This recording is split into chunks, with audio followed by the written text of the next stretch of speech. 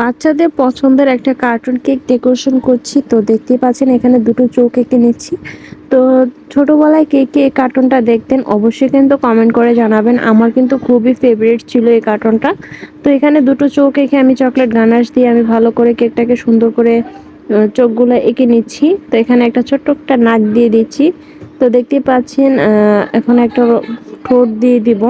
তো কি কার্টুন সবাই কিন্তু কমেন্ট করে জানাবেন আজকের কেকের ডেকোরেশনটা আপনাদের কাছে কেমন লাগলো এবং কার কার ফেভারিট কার্টুন ছিল এটা।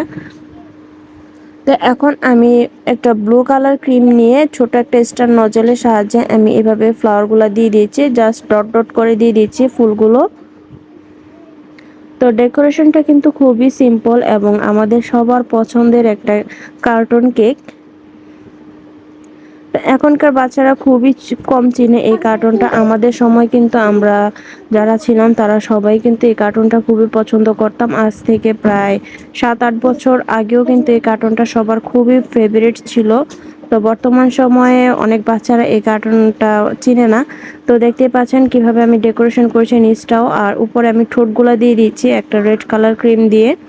নাকের পাশটা আমি রেড কালার ক্রিম দিয়ে দিব। তো এটা হচ্ছে আমার ফাইনাল লুক কেকটার। তো কোন কার্টুন অবশ্যই কিন্তু কমেন্ট করে